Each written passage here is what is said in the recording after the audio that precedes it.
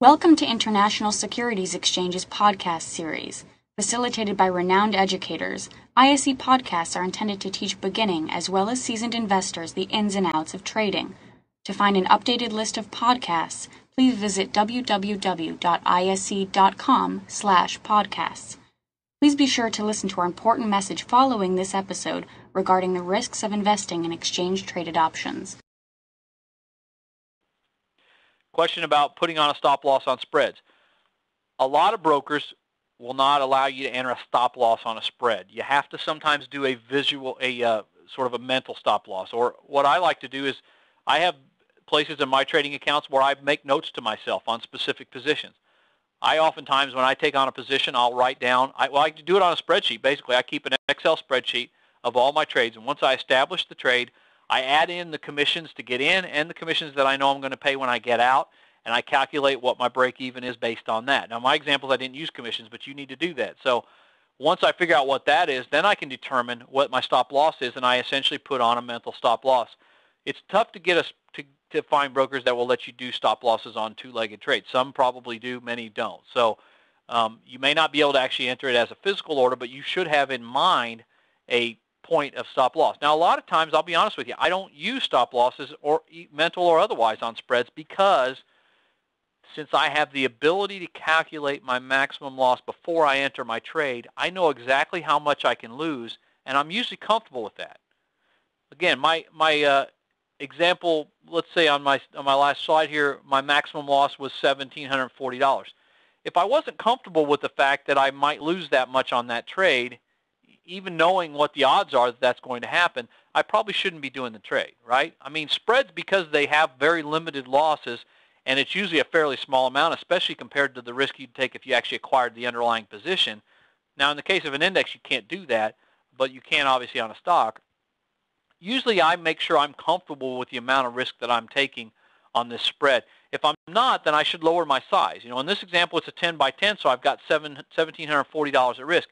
If I'm not comfortable with the fact that I might lose that much, then I'm going to lower my spread, and I'm not going to do a 10 by 10. Maybe I'll do a 5 by 5. Sometimes I do a 1 by 1. I only got $1,740 at risk there. So I usually try to be comfortable with the amount of the risk that I have, and I put those spreads on, I just let them ride. Most of the time, I would say that I probably hold my spreads to expiration at least 75% of the time.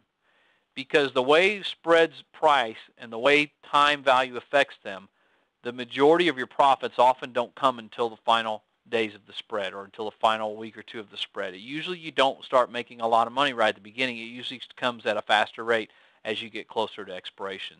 So for that reason, I oftentimes don't even worry about it, and I just let it ride. And if it makes out, nice, and if it doesn't, then I move on, I do it again.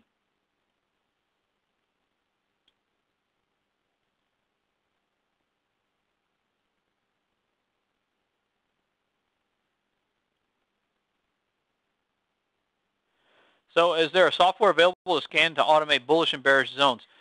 I will tell you this. At Schwab, we have a screening, an option screening tool on our website. And you have to be a Schwab customer to get it, where you can specify exactly what you're looking for in the case of spreads, and it will find it. You can specify that I want a max gain of this amount, or this amount in terms of dollars or percent, and a maximum loss of this amount.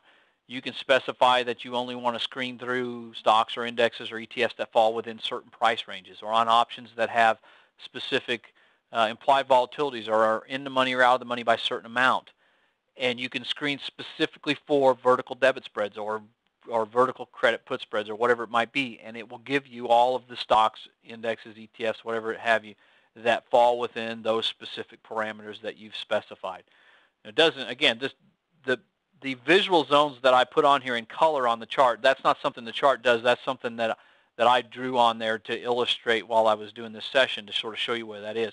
Generally, I can draw the support and resistance lines in there, and then I just kind of have to visualize where those low. But you know, you can snapshot the screen and put it in a paintbrush and draw a line in if you want to. I mean, that's all I did, just to kind of help illustrate.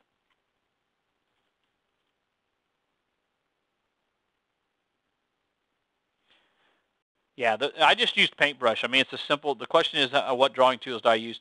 I just did a screenshot. You know, you can do print screen, and then you can throw it into Excel. And then you can just draw a little zone in there if you want to. The easier way to do it, and it's not as easy to see, but I just use the support and resistance line on our software. One's red and one's green.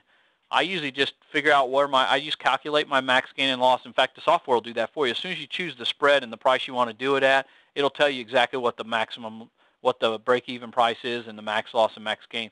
And then all you got to do is just draw in the lines. I only colored them green and blue and yellow so that it would be easier for you to see on the slides. The software itself doesn't actually do that, but I can easily draw in a red line or a green line and say, okay, I want to get in that zone between those two lines. It's really quite simple to do that.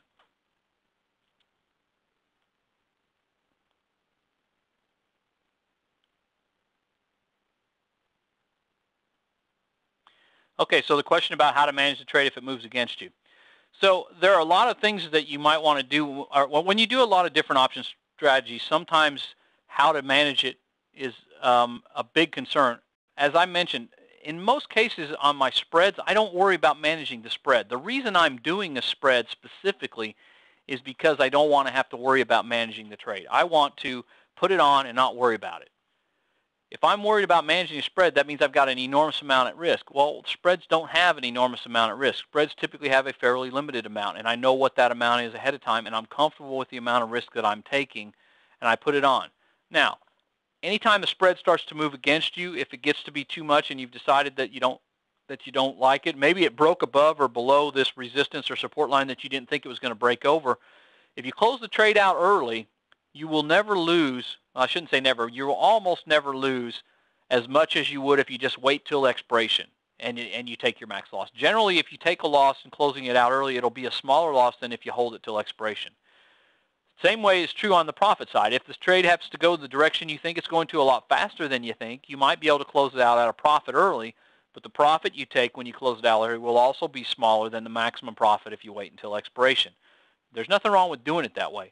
There are a lot of other strategies where you might want to do those things early. Generally, like I said, with spreads, and this is just a personal preference, I kind of know what I'm trying to make, and I kind of know how much I'm risking up front, and my goal is generally just to put it on and wait it out. Usually you come out well if you wait till the very end. All right, well, with that, I know there are more questions out there. I'm sorry I'm running out of time. I was asked to conclude this by 5:45, and I'm a few minutes over. So with this, I will say thank you for joining me. I hope I was able to at least give you a couple of good ideas, a couple of tips to help you decide how to trade a vertical spread. I have traded these ISE indexes several times, like I said, and they actually trade quite well. The market maker is very liquid, and you can do quite well on them. Currencies are moving a lot these days, so there's a lot going on there.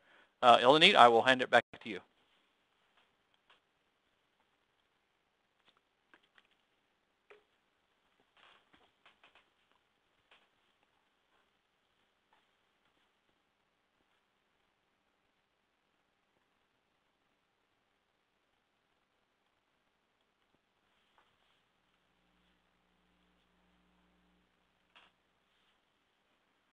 Thank you for listening to our podcast. To find more podcasts on options, stocks, alternative markets, and market data, please visit www.ise.com/podcasts.